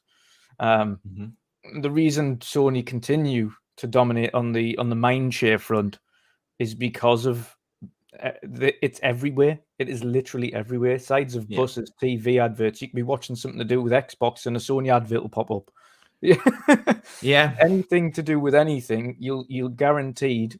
I can turn on the TV now. If you go into like even a sports channel in the UK, as soon as they cut to an ad break, you'll see an advertisement for Horizon Forbidden West. It's the same for like I say on bus stops, on billboards. In London specifically, one of their key areas, they'll have like Sony adverts on the big giant LED screens. They invest a lot into public image and advertisement of their games. Xbox don't, and it is and we have to call it out as one of their failings, because as much as they push user engagement on Twitter, and in some circumstances, and just to be clear, Twitter is only a very, very, very small bubble. Yeah, very small. Just everyone. I put up a poll again in chat. I want to hear your thoughts as well. Do you think Microsoft needs to do more across Europe? There is a poll. I would love to hear your thoughts. Yeah. So 100%, Xbox need to invest more in advertisement for everything, and not just Game Pass, but the games that are in Game Pass. Yeah. So instead of just saying, get Game Pass, there's all of these games, advertise a singular, really great game that's within Game Pass. That like is Halo. yours. Why Halo is Microsoft's biggest IP, and there has been no advertisement for the game whatsoever. It's smart advertising would, for instance, have if there is like there was at the time before Disney Plus took over, there was in the UK and potentially over in Europe as well, Sky Disney, which was a specific channel for Disney only. The smart idea then would be, for things like Sea of Thieves, Pirates of the Caribbean expansion, is during the ad breaks, then here's the Disney Caribbean. You can play Disney Caribbean in Pirates of the Caribbean, in Sea of Thieves. So it's smart advertising. If you're on a channel that is like action movies and things like that, then put an advert for Halo or Gears of War or something within that. If you're on a channel that's dedicated to racing or sports racing, then put your advertisement there for Forza and Forza Horizon. If it's something like, I don't know, even if it's a wildlife channel or something, just you make it sound so simple. Why isn't Xbox doing it? It's smart advertising. You would think they would go, right, okay, where are people that are interested in this particular thing going to be viewing their regular day-to-day stuff? If they're coming in from work and they're chilling out watching the TV, what are the patterns? Okay, well, we've got X amount of people watching this type of material on the television, so why don't we put this game advertisement, and then at the end of that game advertisement in Game Pass? Terrific. Okay, so you've advertised the game and you've advertised Game Pass. Yeah. And likewise on billboards, it's such an open space. You've got but like public transport is massive at the minute, and specifically with the fact that fuel prices are going through the roof, there's going to be more people resorting to public transport. So invest Please, for the love of God. I want to read a comment from Thanaros. And he says, it's Boxberger, it's because advertisement has changed. Digital is the way to go, and ads can be targeted to certain demographics. I agree 100%, but that's also something they are not doing. Yeah. Obviously, Google knows that I'm interested in video games, and that's why they are putting up and spam me with Sony and PlayStation advertisement and even Nintendo advertisement. But I really can't remember a single advertisement on a website from Xbox. I just can't think of one, and that's the weird thing. And I've seen a lot of people saying, "Oh, this generation is going to be completely different than the last generation when it comes to the question about sales numbers." And I always say, "Is it? Is it? It is going to be a complete different story when we think about first party content and value that is delivered. There's no doubt, but I'm not so sure about sales numbers anymore, because the problem is you can have the best product in the world, if you but don't if nobody advertise knows it, about it, it is hard to sell. And I have no doubt that at the end of the generation, when we look at the US market, I think there's a realistic chance for Microsoft to come close to Sony, or even come out on top of them. I can't see that at the moment here in mainland Europe, and I don't see it also in the Eastern and Asian market. We've got to look. It's the same for every product. If you have a look at who's dominating the mobile phone race, it's both Apple and Samsung. And why is that? It's because they invest heavily in advertisement, digital advertisement specifically. And we're talking people know the brand, now and TV. People don't know Xbox here in Europe. That's just the fact that, yes, there is this hardcore gamer bubble that knows about Xbox and what they are doing and the value and the great games that are coming, but the general public just doesn't. And those are the ones you need in order to win a generation. We see these advertisements when they announce these games that are going into Game Pass on Twitter. We see that. The problem is the general public don't see these new to Game Pass every week. Game Pass is that's the thing. So, like, my friend who has Game Pass, my friend has Game Pass, but he doesn't have Twitter. So when I'm saying, "Oh, this game's coming to Game Pass," he's like, "Is it?" He's like, "Oh, I was going to buy that game." I was like, "Well, obviously you can still buy it if you want to, but it is coming to Game Pass." I mean, just to let you know. I agree. Regular consumers that have Game Pass aren't aware of what is actually going on with the service or what's coming into the service. It's insane. Yeah, it's insane. We could fill the entire show with that discussion, but I think our statement is clear. So I want to see how that poll turned out in chat. And I asked, does Microsoft need to do more for Xbox in Europe? 88% said yes, and 12% said no. So yeah, the vast majority seems to agree here with us.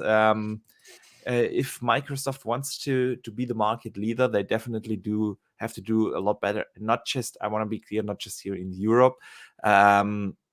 There's also a lot of other markets around the globe where they have to improve. There's big markets like India, where the console hasn't even released officially properly yet, or there are other countries where the localization is poor and so on. So it's definitely a thing where Microsoft can and needs to improve if they want to be the market leader. But I want to read another question. And that comes in from a good friend of the show, Drawn TJ. And he asks, how many big publishers do you think Microsoft can get after Activision? If there are any, what one or ones? So, should I go first? Do you want to go? Yeah, let me take this one first. Okay. It is an interesting question. The thing is, I'm not sure if Microsoft is gonna aim for another big publisher after Activision. At least not right away. If if they want to grow, I think they will do what they did in 2018 and 19 and go for single studios, independent studios that they have worked with and they have experience with. But if it's a publisher, I'm not sure what's going on with Square. Enix, to be honest, they seem to have weird business practices at the moment, and at least with Crystal Dynamics, Microsoft has a good relationship right now. So yeah, that's always up for speculation, but I don't think, to be honest, that they are going to aim for big publishers after that acquisition right away. Yeah, I've got to agree. I don't think the focus will be on another publisher, but I think the three studios that they'll probably or likely cement their relationships with into purchases in the future, depending on performance and how the trial bases are going, will be Crystal Dynamics, Asobo. Asobo is definitely a good candidate. They have a very Avalanche. good and close look. Oh yeah, Contraband. The makers of Contraband. Yeah, exactly. Both Crystal Dynamics and Avalanche are both working on dedicated projects. Of course, as we know, Perfect Dark and Contraband for Xbox. From what we've known about that, is it's potentially a trial basis to see how well they work together as a team, how well they integrate within Xbox as a company. And obviously, if all goes well, then look to add them to the family going forwards. Asobo are pretty much hand in hand with Xbox, on a 10-year plan with Flight Simulator. Of course, we know they must have a great relationship to be in order to get a critically acclaimed game into Game Pass for their sequel in The Plague's Tale Requiem, going straight into Game Pass. And of course, we know they've helped them with a few other projects as well. But I think Asobo, Avalanche, and Crystal Dynamics will be the ones that, if they do continue to acquire, will come through. I don't see another big publisher. People obviously wanting the likes of Sega or Square Enix to be acquired. I do potentially foresee a Japanese studio here and there, but we'll have to see who that might be. And we know they want to get their Asian studios kind of up to scratch again, and they are looking in that area. They're looking at Indian studios as well, and those within kind of that market, because they do want to expand into different territories that haven't got a big area to bring new voices, new ideas to the table. But yeah, I don't see a publisher. I see studios as entities. Yes. Yeah, I agree. I agree there. I think so too. Yeah. The next question comes in a very interesting one. Yawn TS writes in and asked, I haven't heard much of the backcompat team. I wonder if they are working on some upgrade to the emulation. Yeah, the backcompat team has been quiet for a while, and they said that they are not going to add more games to backward compatibility. So it's definitely an interesting question to think about if they are not working on bringing more games to backcompat. They've said, what they've essentially said is they've stopped. They're not sure whether or not they'll add continuing going forwards, but they stopped initially whilst they were doing the transition from last gen to this gen. They didn't want to continue to add games that they would then further have to additionally enhance for the next generation that wasn't yet out. So they put a pause to it, and it was an indefinite pause until they decided whether or not to continue to add to it. I think they wanted to make sure that the initial hardware and everything that went along with the hardware and the kind of key focus on the next generation, which is now current gen, was implemented, and all of the tools then were up and running. We know that the tool base and things like that, we're talking about FSR and that being implemented. We've obviously got VRR implemented now. We've got Dolby Vision implemented now as an actual thing, not just in trial basis. Yeah. So a lot of these things weren't there at launch, and I think those were the key focuses: getting these other key items in and working, instead of having this one dedicated team that working on back compat, making sure that the other key items of the actual platform were up and running and working and ready to go. Yeah. I don't think it's entirely dead. I just think right now it's not focus. They've got a massive backlog of games you can play now in backwards compatibility. There is a lot of users, and again, you're never going to get all of them because a lot of the studios that originally created these games are gone. They no longer exist. Yeah. So it's impossible to get their permission or the rights to the game in order to do it, and they do initially need the yes from the studio to do it, and that is what they need, because on their side they do all the Yeah, work. the legal part of this is, and Microsoft has spoken about that, is quite complicated. Like you said, you need approval, and if a company doesn't exist, who do you ask? Who can get you the legal approval to re-release that game, and so on. It's still an interesting question because Microsoft has spoken so highly about that team, and I it's hard for me to imagine that they just split up that team and put the developers on some other tasks. I think that was a very well-oiled machinery, that team. So yeah, there are still some technical things where they can definitely improve upon, and I could definitely see them making use of that tribal level enhancement of games with lower resolutions, because all the backward compatibility compatible games don't run at 4K, more or less. Yeah, the 360 games or the OG Xbox games, they just don't. And FSR, we talked about it earlier, is now supported on a tribal level, at least on PC, and we don't know how well it is implemented in GDK, but you get my point and where this is going. Yeah, it's definitely an interesting question to think about, and I could see them do work here. But I want to read a super chat that just came in. Jacob Novik sends in a super chat, 50 SEK. Do you know what currency that is? I have no idea, and I apologize for that. But thank you so much for the generosity.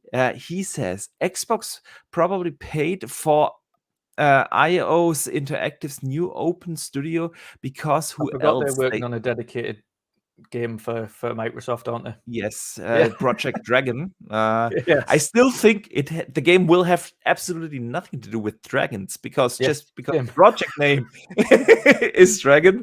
But nevertheless, yes, that's an interesting one. Let me continue with the super chat. He says they separated themselves from Square. This happened before the $68.7 billion deal announcement. Remember? Yeah. Yep. I did forget about IOI, to be fair, and you are correct. Yep. Yes, he's absolutely right. And there are a lot of other projects, secret projects in the making, third-party games. There's an entire list of different project names out there, and basically all of these studios are definitely candidates for potential acquisition or takeover. And IO is definitely one to keep an eye out for. No doubt. All right, we are closing in the 2-hour mark, and I still have so many fantastic questions. So I want to close out. Which one do I pick here as the last one of the day? I want to put out one from Richard Freudel, and he asks, what is the best game to play for the summer, besides, of course, Mario Sunshine? Yeah, kidding. Yeah, good question. What is actually coming out of the summer months? We have had an insane spring and early or start of 2022. February was crazy, but yeah, starting in May, it kind of gets dry until the next holiday season. So what are we playing in June, July, August? What do you think? You see, the question can be taken a few ways. Obviously, he's mentioned Mario Sunshine as in a classic to do with summer. Yeah. So I'll go based on the literal one. If I'm going to go on an indie game and an awesome summer-based indie game, I'll say The Tourist. If you haven't played The Tourist, play it. It's awesome. It's a voxel-based game. It's an awesome little adventure. It's about, I think, 4 or 5 hours long. Puzzle game with a few different bits in. That's awesome. Awesome summer game. If you're talking about AAA, then it depends. It depends if you want to go for a nice highway cruise on Forza Horizon, or do you want to go the Pirate's Life and cruise the beautiful Caribbean Sea in the summer? So there's a whole host of summery and beautiful worlds to go into in the summer. So go down that route. What about you? I just before I answer that, I just googled it because it drove me crazy. SEK is the currency of Sweden. So Jacob, it's Swedish crowns. So Jacob, thank you so much. Actually, funny thing is I just got last week an email that apparently on Apple Podcast. This show is very famous in Sweden and Finland. I'm the number 3 gaming podcast in Sweden and Finland. Boom. On Apple Podcasts, which is awesome. Thank you, guys. I did not know that so many guys from Sweden and Finland are listening to this. Thank you, guys. Okay, but what is my summer game? Yeah, or the summer games? Yeah. Obviously, we just talked about it. A Plague's Tale is apparently coming out in June, so that is definitely something to play there. But I think that the summer is again an indie summer, and we will see a couple of indie games coming out later this year. There is, for instance, the Cuphead DLC coming. Somerville.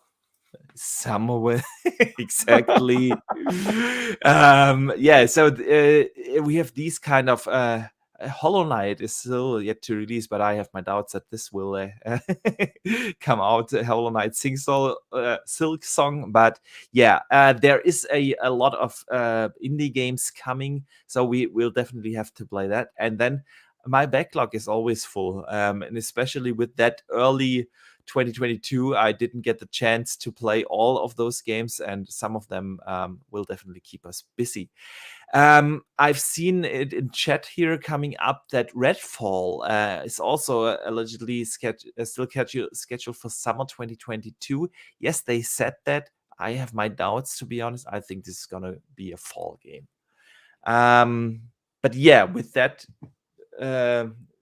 Dutch, I want to wrap it up. Yes. I have so many other great questions. Thanks again for everyone who writes in these community questions. I hope you guys do understand that we can't get to all of them.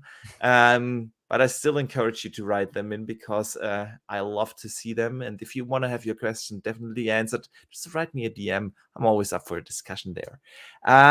But yeah, with that, I want to wrap it up and Dutch, let everyone know where they can find you, what you have come up on, or what you're working on for the channel. Let people know where they can find you and what you're working on. Definitely. Well, thank you first of all for having me back on again as your first return guest. Awesome as always, and obviously these one-on-ones are a lot more intimate. We can obviously have a better conversation, a lot more in-depth conversation about things. So it's absolutely awesome to be on. So thank you again, brother, to have me on again. No, it's a pleasure. It's always a pleasure to have you on. I love our discussions. Definitely. But yes, you can obviously find me over at on YouTube at Wondering Dutch, on Twitter at Wondering Dutch.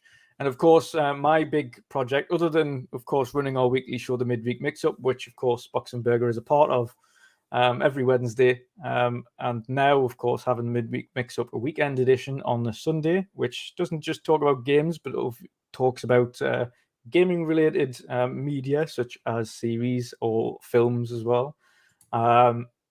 other than that, my big project, of course, is that indie showcase, which we discussed at the beginning. Yeah. So that's going to be a bit of work. It comes on the 23rd of April. Pretty much straight after the show, I might do a little bit of work on that and then go on and play a few games. But yes, 23rd of April, the Community Indie Showcase, 10 awesome creators involved, several developers, free giveaways for people who tune in, awesome indie games, and some hidden surprises in there as well, announcements. So yes, that's what I've got coming up. That's my big project. Yeah, and it's gonna be an awesome one. I know how passionate you are about this, and whatever you do pour in a lot of work and try to bring it to a certain quality standard level, and that is what is so awesome. And it is also not just you putting together a show, it is involving the community. And I want to say a big thank you for doing this on behalf of the community, because it is an awesome thing that you give these indie games the highlight and the spotlight that they deserve. So yeah, I also want to say a big thank you to everyone, not just to you, Dutch, but yeah, of course to you as well, for being here and being an awesome guest as always. Also a big thank you to everyone who turned up here in the chat. We have always these great discussions going on there. I also want to say a big thank you for all the super chats that came in. Really appreciate it. It helps a lot. And of course, I want to say a big thank you to everyone who listens after the fact and just enjoys these shows. So thank you to everyone. And yeah, next week we have Jay Fonzarelli as a guest here on the show. Really looking forward to have him on. But for now, I definitely want to make sure that you don't forget to game on.